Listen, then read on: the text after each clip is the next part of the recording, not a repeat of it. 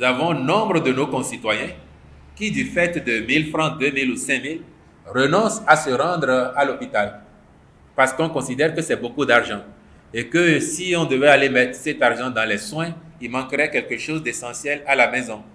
Et on va recourir aux tradipraticiens. Je ne dis pas qu'ils n'ont pas la science, certains d'entre eux l'ont, mais de l'autre côté, parfois, vous dépensez beaucoup plus même que ce que vous évitiez de dépenser en centre de santé. Et les résultats peuvent être discutables aussi parfois. L'objectif de l'État, c'est de faire en sorte que, de façon formelle, chacun ait accès aux soins de santé de base sans se préoccuper de ce que cela devrait lui coûter. Et c'est pour ça que nous avons décidé d'aller à l'assurance maladie obligatoire. Et vous avez dû noter que depuis 3 ans au moins, la phase pilote a commencé et que des dizaines de milliers de nos concitoyens, dans pratiquement toutes nos communes, parce que nous sommes allés crescendo, dans pratiquement toutes nos communes, font l'expérience de l'assurance maladie obligatoire. Mais, vu sous l'angle de la prise en charge des pauvres extrêmes et des pauvres non extrêmes, ce sont les premiers bénéficiaires. Ceux qui n'ont radicalement pas de moyens, ou ceux qui en ont très peu, pour qui donc l'État prend en charge les 100% ou alors les 50%. Mais si nous voulons la protection sociale universelle, nous ne pouvons pas dire seulement que l'État prend en charge les pauvres extrêmes et les pauvres non extrêmes, que l'État prend en charge ses travailleurs et ses retraités, et que le privé prend en charge ses travailleurs et ses retraités. Il faut trouver le mécanisme d'incitation pour obliger les uns et les autres à le faire, sinon nous resterons toujours à mi-chemin de l'objectif visé. C'est pour ça que cela a été rendu obligatoire. Et quand ça a été rendu obligatoire, quelles sont les modalités pour y arriver? C'est la raison d'être de ce décret qui a été pris le mercredi dernier aussi. Et là, vous avez vu la nomenclature des cibles prises en charge par l'État, par les collectivités territoriales, par les employeurs du secteur privé et aussi ceux qui doivent se prendre en charge parce qu'ils sont dans des professions libérales, ils sont à leur propre compte. Il y a une ambition du président de la République et de son gouvernement, c'est faire en sorte que tous ceux qui ont les moyens de se prendre en charge ou dont les employeurs ont l'obligation de les prendre en charge puissent le faire, mais tous les autres qui peuvent être limités par la petitesse de leurs moyens, qu'ils ne soient pas de ce fait exclus du champ de la protection sociale universelle. Et c'est pour ça que, opportunément, par exemple, mercredi dernier, il a été ajouté à la liste de ceux qui bénéficieront de la prise en charge de l'État, les retraités du secteur privé à faible revenu. Et ce qu'il y a d'intéressant ici, c'est que quand vous auscultez le panier de soins de base pour voir l'étendue des affections ou des maux qui sont couverts, vous vous rendez compte de l'ambition du gouvernement d'adresser au maximum les maux qui fréquemment reviennent dans notre société. Et c'est là où vous pouvez relever et souligner l'ambition du gouvernement de ne pas faire un projet au rabais. Et à côté de ces affections, de ces pathologies, vous voyez aussi une batterie de prestations dans les centres de santé qui sont couvertes par l'assurance maladie universelle. Et là, je dis encore, nous sommes dans le panier de soins de base. Ce qui veut dire qu'il y aura des niveaux supérieurs avec d'autres affections, d'autres prestations prises en compte en fonction de ce que les employeurs ou les individus eux-mêmes ou l'État souscriraient. Dans tous les cas, c'est que l'État, comme les employeurs du privé, comme les personnes à leur propre compte, comme les artisans, ils auront tous l'obligation de souscrire au moins le panier de soins de base. Et à cet effet, les employeurs auront à supporter au moins 80% des frais. Ça veut dire qu'à la charge du travailleur, il resterait au plus 20%. Concrètement, cela veut dire que si un employeur a davantage de moyens, il peut décider de supporter les 100% de l'assurance maladie de ses travailleurs. Mais s'il dit « je n'ai pas suffisamment de moyens », il faut à tout le moins qu'il prenne en charge les 80% de ses frais. Ce programme vise à nous engager résolument pour la protection effective de l'environnement, la préservation de la biodiversité et la lutte contre la dégradation des terres et les changements climatiques. Nous n'avons vraiment pas le droit de laisser aux générations futures un écosystème dégradé, une terre invivable, un environnement pollué, une atmosphère infernale. Nous serons les premiers responsables de l'état dans lequel sera notre planète dans les années qui viennent. Si chacun d'entre nous, nous nous engageons à faire une seule petite action, là où nous sommes, au quotidien, ça fera une très très grande différence. Et surtout, d'en parler autour de nous. Nous sommes présents, nous allons continuer de collaborer avec l'Église et avec tous les autres partenaires pour cette cause très noble. Et nous continuerons donc d'appuyer cette très belle initiative qu'est l'Église verte. Au ministère du cadre de vie, par rapport aux sachets plastiques, on a beaucoup communiqué, on a beaucoup sensibilisé. Mais cette marche, c'est une première. Pauvreté. Le microcrédit à la FIA est un des mécanismes mis en place par le gouvernement pour lutter contre la pauvreté. Et ce produit a la spécificité d'être un produit assez innovant du fait qu'il est obtenu par le canal digital. Et également, c'est un produit innovant parce que les conditions sont assez allégées au regard de la couche. Parce que le microcrédit à la FIA est destiné pour une cible. La cible, c'est ceux qui sont vulnérables, mais qui ont des potentialités pour mener des activités génératrices de revenus. Je dis toujours que la première dignité d'un homme, c'est de pouvoir mener une activité, quelle qu'elle soit. Et lorsque vous menez une activité, ça vous rend votre dignité, vous avez une fierté de mener cette activité. Et donc l'objectif du gouvernement, du président Talon, c'est de pouvoir faire en sorte que, quelle que soit notre situation sociale, si nous avons la possibilité de mener des activités qui nous permettent de nous redonner une dignité. Et le microcrédit à la FIA est une réponse à cette question. Pour obtenir le microcrédit à la FIA, il faut faire partie de cette couche vulnérable, mais également il faut disposer d'un compte Momo, soit MTN Mobile Money ou bien Move Money. Mais il faut avoir sa pièce d'identité, ça peut être la carte d'identité ou bien le CIP. Lorsque vous n'avez pas cette pièce, pendant la formalisation de votre dossier, au niveau des systèmes financiers décentralisés partenaires, on peut vous aider toujours à l'avoir. La vision du gouvernement pour le social, c'est d'investir pour sortir progressivement les couches défavorisées de leur situation de précarité pour qu'elles contribuent au développement du pays. Le rôle des femmes dans le développement d'un pays n'est plus à démontrer et en milieu rural, elles sont nombreuses à évoluer dans le secteur informel. Et l'investissement pour nous dans ce secteur et particulièrement envers cette cible est d'une importance capitale, en ce sens que si nous arrivons à remettre les femmes au travail en leur donnant l'accès au financement public, nous aurons réussi à attaquer, disons, la pauvreté par sa source. Et nous sommes très heureux, nous sommes contents. Parce qu'avant là, bon, nos femmes restaient ici là sans rien faire, c'est le mari seul qui donne de l'argent pour payer à manger dans la maison. Mais maintenant, comme ils ont leur activité maintenant, et trouver le microcrédit à la FIA là, bon, ça marche, les femmes aussi préparent de la sauce dans leurs choses là. Si le mari aussi revient du champ là, il mange comme il veut. C'est cette stratégie que nous déployons depuis quelques années et particulièrement de 2021 à ce jour, nous remarquons un changement notable au niveau de ces femmes, organisées pour la plupart en groupement, que nous avons répertoriées sur une plateforme numérique.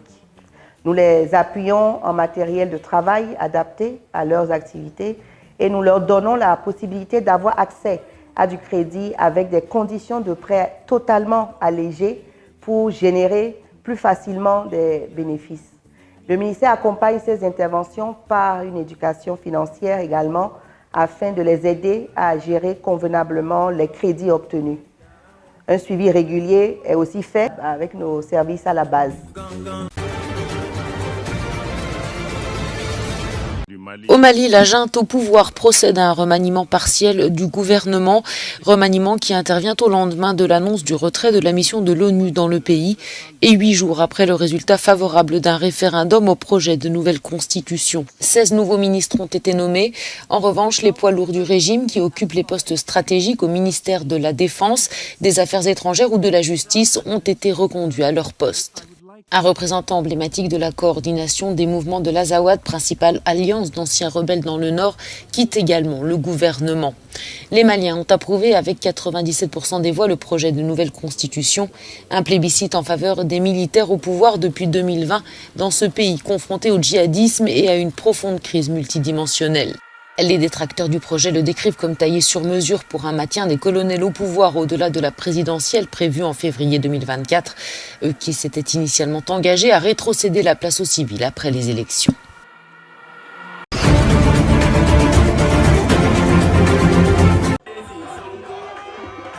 Alors que Macky Sall doit s'exprimer ce lundi dans un discours à la nation et indiquer s'il compte être candidat à un 3e mandat présidentiel en 2024, Ousmane Sonko appelle les Sénégalais à lui faire face.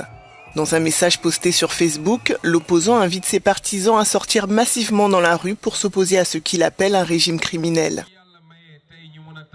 Le Sénégal, notre pays, traverse l'un des moments les plus sombres, les plus inquiétants, les plus lourds d'incertitude de sa jeune vie de nation indépendante. La condamnation d'Ousmane Sonko dans une affaire de mœurs qui le rend inéligible à la présidentielle a engendré début juin les troubles les plus graves depuis des années au Sénégal, faisant 16 morts selon les autorités. Depuis quelques années, les événements malheureux et douloureux se sont succédés à un rythme effrayant, avec leur lot de morts, d'emprisonnement arbitraire, d'assassinat, j'allais dire, d'emprisonnement arbitraire, de blessés, mais également de dégâts matériels. Tout ceci, chers compatriotes, est dû exclusivement à la boulimie de pouvoir d'un homme et d'un seul. Élu en 2012 et en 2019, Macky Sall a effectué 2 mandats. Et selon la constitution actuelle, il ne peut plus se représenter à la présidentielle.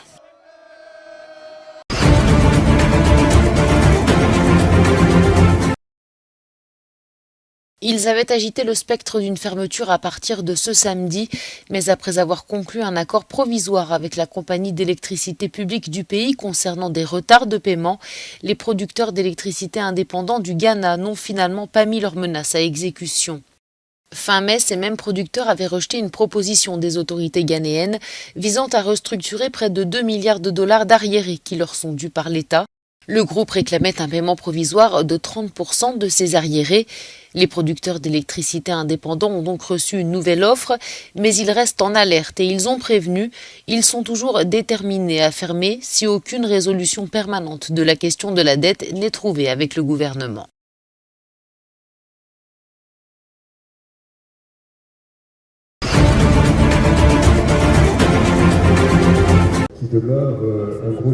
Investisseurs privés et publics s'étaient donné rendez-vous pour cette 2e édition de la conférence sur le risque pays en République démocratique du Congo.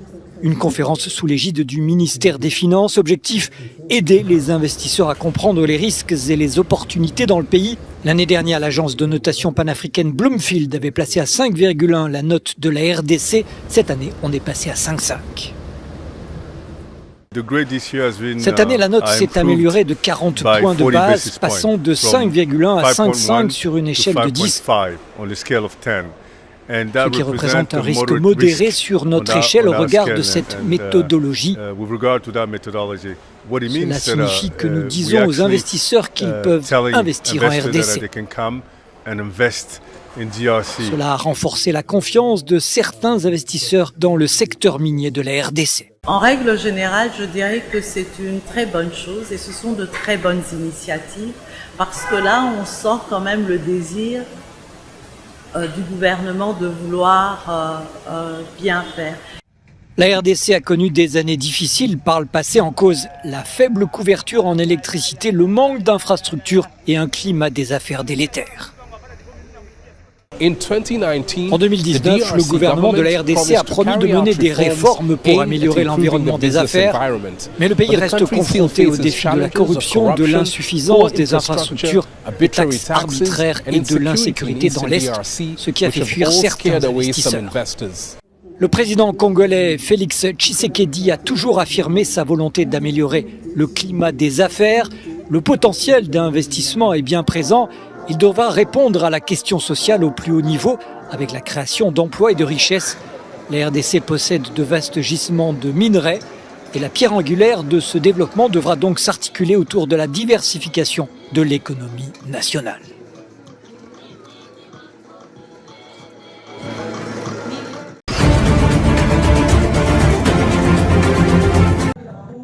Les troupes burundaises de l'ATMIS, la mission de transition de l'Union africaine en Somalie, ont célébré ce samedi le 61e anniversaire de l'indépendance de leur pays. D'ici 2024, le contingent de l'ATMIS transférera progressivement ses activités aux forces somaliennes. Lors de la cérémonie, l'investissement des soldats burundais de la mission a été unanimement salué. C'est grâce à eux que le Burundi contribue énormément à un idéal d'une paix universelle, à travers sa longue tradition politique ancrée de médiation et d'un engagement constant en faveur de la paix et de la sécurité. Par ailleurs, le Burundi n'a jamais hésité à s'investir dans les opérations de maintien de la paix qui représentent pour de nombreux peuples l'unique espoir de retrouver la paix et la dignité comme en Somalie et en Centrafrique. Avec plus de 3000 soldats burundais engagés dans la plus grande opération de soutien à la paix de l'Union africaine, vous faites chaque jour la différence pour la sécurité du peuple somalien.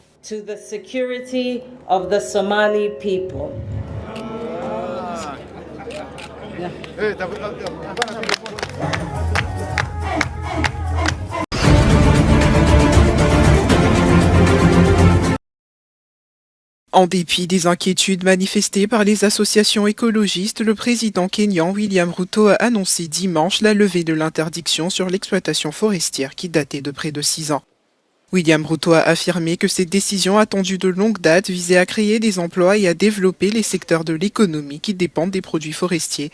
Selon les statistiques du gouvernement, l'exploitation forestière a contribué en 2022 à 1,6% du PIB du Kenya, où les forêts recouvraient 8,8% du territoire. Cette décision vient après l'annonce d'une hausse des taxes sur le carburant, mais également après la hausse polémique des salaires de plusieurs hauts fonctionnaires, dont le président de la République, mais surtout à quelques mois de l'African Climate Action Summit en septembre. William Ruto, qui s'est positionné à l'avant-garde des efforts africains pour lutter contre le changement climatique, a assuré que le gouvernement maintenait son objectif de planter 15 milliards d'arbres au cours des 10 prochaines années. Greenpeace Afrique avertit toutefois contre les conséquences environnementales catastrophiques de cette levée.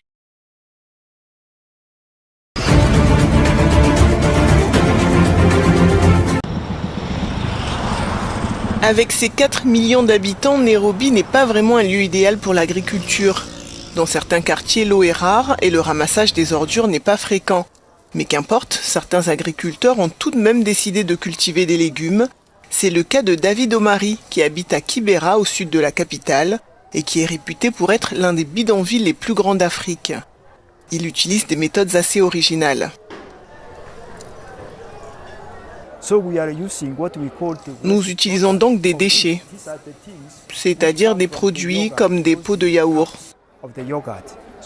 Nous utilisons aussi la pierre ponce, qui provient du sol ou de la roche volcanique de Mai Mahiu. Celle-ci n'a pas d'impureté. Elle est donc claire et facilite le travail, parce qu'il n'y a pas de mauvaises herbes qui peuvent pousser. L'utilisation de méthodes hydroponiques aide les agriculteurs de Kibera à maximiser l'espace pour obtenir une récolte abondante. Selon les experts, ces fermes urbaines assurent la sécurité alimentaire des habitants du quartier et réduisent les coûts de transport, ce qui rend la nourriture plus abordable. L'agriculture urbaine est très importante pour les personnes vivant dans les quartiers défavorisés, étant donné que ces quartiers sont considérés comme des décharges par les personnes qui habitent à proximité. Nous pensons qu'il est également très important pour les communautés de savoir d'où vient leur nourriture. Les produits cultivés dans les fermes urbaines de Kibera seront probablement moins chers et moins contaminés. C'est en tout cas ce qu'affirment certains experts en agriculture, comme Joseph Wangai. Ces secteurs informels ne disposent pas d'un système de ramassage des ordures efficace. Ainsi, le sol, en tant que moyen de production, devient pollué et nous évitons cette pollution et ce risque de pollution pour les produits issus des exploitations agricoles. C'est pourquoi les agriculteurs peuvent envisager d'utiliser des milieux sans sol.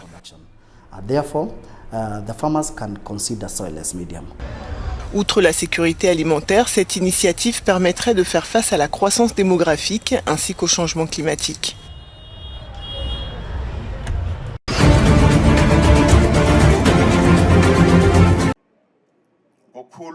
Le roi des Zoulous en Afrique du Sud est-il malade et hospitalisé en Eswatini?